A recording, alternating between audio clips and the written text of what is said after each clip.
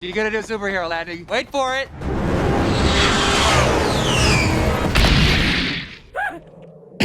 くそ、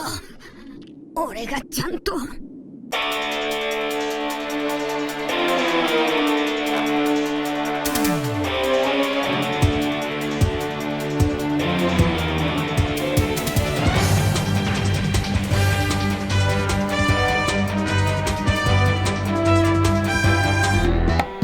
Hello everyone, Skippy here, and welcome to One Piece episode 915, directed by Katsumi Tokoro and supervised by Shigefumi Shingaki.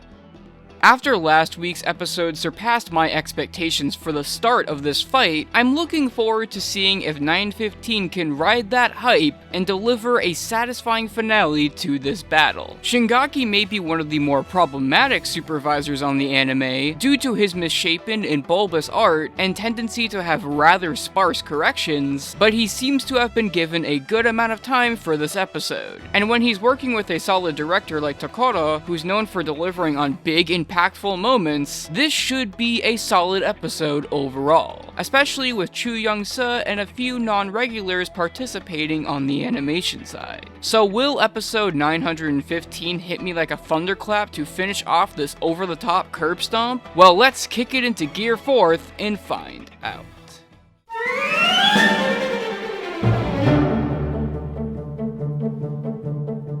This episode covers the last 5 pages of chapter 923 and the first 3 pages of chapter 924. And while the first half is chock full of all new material with the fight with some in the second, and Kaido's question to Luffy is moved to the end of the episode instead of after the thunderclap, the episode doesn't feel massively different from the manga outside of that, barring Luffy actually managing to get a hit on Kaido as he got thunderclapped, even if it did end up doing nothing to him. While I will say that I did enjoy the filler that was included in the fight primarily because of its animation, I do have to say that it almost makes it feel less eventful compared to 914. The addition of filler once again manages to make the episode well paced at the least, but for the most part the episode is just Luffy screaming Kaido's name left and right as he attacks him before he gets defeated, which doesn't make for the most exciting of episodes until the thunderclap. Everything is adapted fairly well, sure, and I'm not knocking that at all, because in spite of the repetitiveness of the content, I feel like Tokoro really nailed the serious and intense atmosphere of the situation, choosing to make it completely silent music-wise in a lot of places. But it's just that the content that this episode decided to cover is rather shallow even with the added filler and insane visuals, which is something that I think 914 managed to avoid despite covering basically the same amount of pages.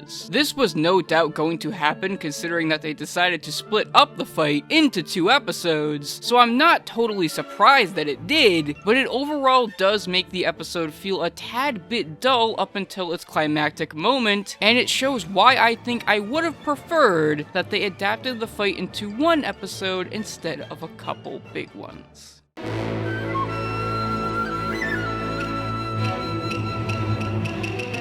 After seeing Koyama use the surrounding area to his advantage a whole lot last week, it's very nice to see Tokoro continue the trend in his storyboard this week, especially considering that it's one of his major skills when it comes to storyboarding action. While the action here may not be as interactive with the areas as 914's was, Tokoro uses the sheer scope of it to really make this feel like the ginormous battle that it is, peppering the episode with several wide shots that give us that full view of how the battle is unfolding throughout the locale, and most importantly, how it also affects it. Even when we get a bit of a closer ground view of it, the size of BAGUA town is still taken into account, which makes even the more close quarters combat feel large and reactive with the environment. I think what's also really great about this board is what it says about Luffy's progression throughout the episode in terms of his standing in the fight. Going from displaying him at super powerful dominant angles as he's wailing on Kaido at the start, to using more up close and personal low angles as he's defeated and helpless at the end.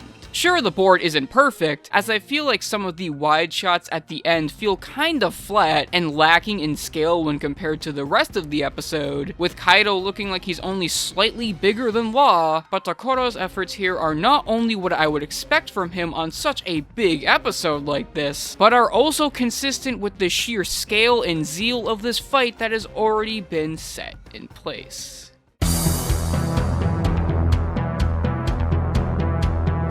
While Shingaki's corrections continue to exhibit a rather bulbous and groggy look, and are rather seldom found throughout the episode, Ichikawa and Matsuda clean up a large majority of both the funky and uncorrected artwork to bring a level of polish to the episode that this rather poor choice for supervisor couldn't bring to it, with even regular supervisor Masahiro Kitazaki helping out the definitive star of this episode with his second key animation, in form of yong-ce. Our resident One Piece anime golden boy brings such an insane level of kinetic action to his cuts here, animating the vast majority of action within it and going absolutely ballistic, showing off that somewhat looser movement that he started using in Tokoro's last episode, which makes scenes that range from Luffy pummeling Kaido from the sky to him violently getting ready to attack on the ground feel 110% animated. Once again, playing around with Luffy's rubber powers in ways that I've never seen before. Chu has continued to improve in ways that are just insane, since his ability to create the intense action that's on display here managed to give me chills with just how relentless and free-flowing it was, with the entire first half basically being all his own work.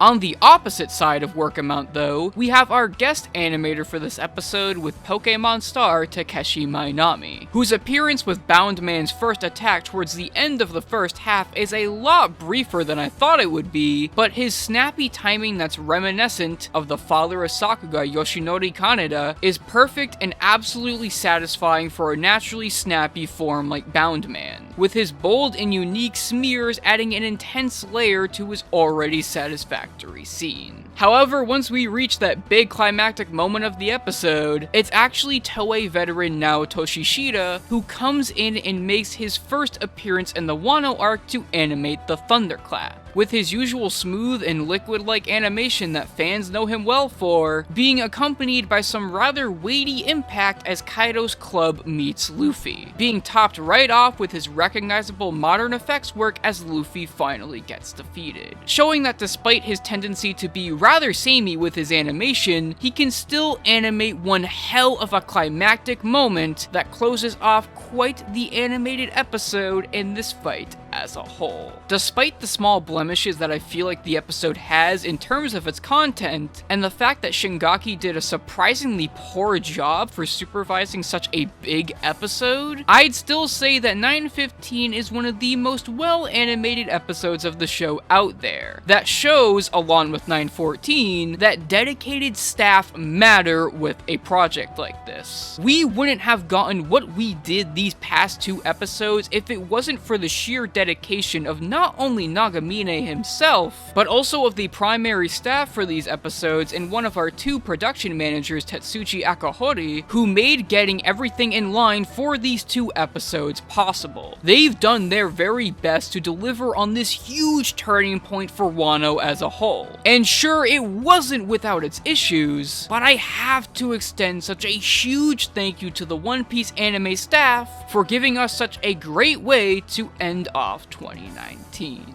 The anime will be on break next week as this year draws to a close, but we'll be back in the first week of 2020 with episode 916 from Yutaka Nakashima and Shuichi Ito. The preview looks like it'll be quite relaxed in comparison to these past two juggernaut episodes, so it'll be kind of nice to relax a bit before we head into the next exciting developments that this arc always has to offer. Anyways, guys, that's it for now. I'm Skippy, and don't think I didn't notice that cheeky Shimanuki Hawkins were used towards the end.